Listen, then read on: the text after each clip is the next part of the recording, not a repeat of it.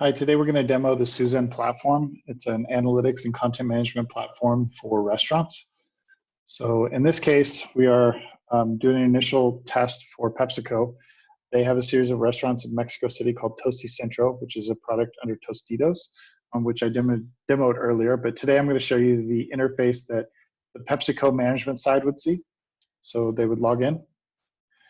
And they have a dashboard for all of Tosticentros within Mexico. So here we see kind of a cluster grouping.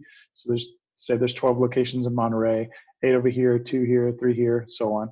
But the idea is that these would be clusters. You would be able to zoom in on the map and get specific on a location. So in this case, Tosticentro has been added to the header because that's the system that they've signed into. You can see sales by regions on the dashboard. So Mexico is broken into regions. You can see total sales for all of Tosticentros, or you can see them broken down in the specific regions.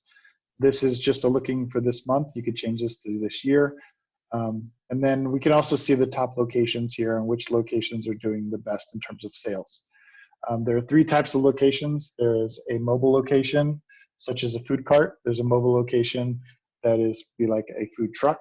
And there's also a physical location, which would be like a store or something like a restaurant.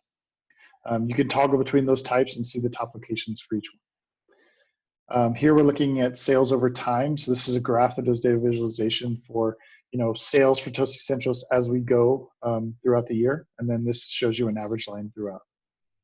And then here we have top ingredients. So the best selling ingredients for all of Tosticentros. So say we want to see what sort of ingredients are doing best across the Tosticentros. This shows you that jalapenos and cream and corn and things like that are doing really well. Obviously their chips are going to do well, but queso blanco might be something to see. And you can change that between the types. So if we want to see that food trucks are doing, more of this ingredient and restaurant is doing more of this ingredient, that could be interesting data for PepsiCo. And then we have trending ingredients. So it might not be a top selling item, but we want to see what ingredients are taking off. So for example, pineapple might be up 7% from last month. That's good to know if ingredients are trending or going down in trends. And so if people are stopping to use certain ingredients, we want to know that. But that gives us kind of analytical insight to what each location is doing. And it helps with things like promotions and so on.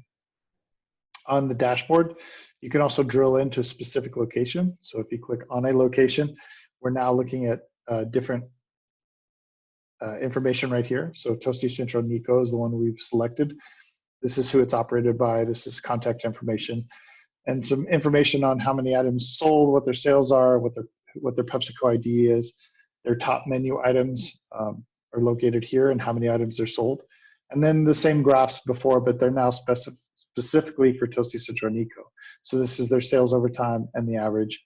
This is their ingredient, top ingredients. And then trending data is still at the bottom as well.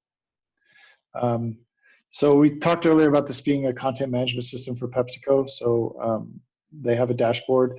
They also have locations. So you can go to your locations and see all of the Tosticentros locations. You can paginate between, if there are hundreds. And then here you can add a location. So adding a location would invite an owner to be able to into the Tosticentros area. So they put an email and comments and send an invite. And that shows up down here that there's a pending invite that you've invited one user and who that is to the Tosticentros area. We also have recipes. So recipes are offered to Tosticentros locations through Pepsi. And you can create a new recipe, you can edit recipes, you can reorder them based on any way in which you want to display them. PepsiCo talked about putting certain chip types together. When they're making a new recipe, you have 2 different areas. You have steps and ingredients. So steps would be things like title, description, and directions. You could also upload the photography if photography is associated with the recipe. And then on the ingredient side, you add what ingredients go in and the unit amounts associated.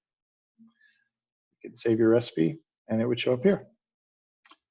The next area we're looking at would be resources. So PepsiCo is offering resources to Tosticentro, things like training videos, logos.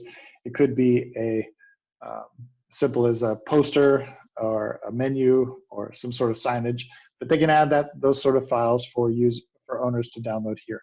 So these are all the items that they've added, they can upload here, or they can edit the ones that they've already uploaded or delete them. Same thing with promotions and rewards. Those are the same sort of things. So promotions, they might have a sale going on of certain items or something that they want to promote and tell them a hot new menu item. If Tostitos comes out with a new chip flavor, they want to let their owners know. And then rewards is the same way. So PepsiCo has a reward system. This is just a way to edit that and link them to that page. Lastly, the user can edit their profile. You can change their name, email. You can change the logo that appears on the top. And then you can change your password if you need it.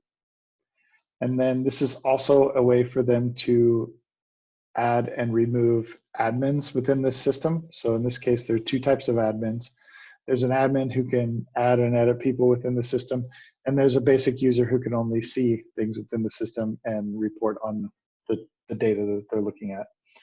This is what it looks like if somebody's been added but hasn't created an account yet. And that's it. So thank you for going through the demo, and hope this was helpful.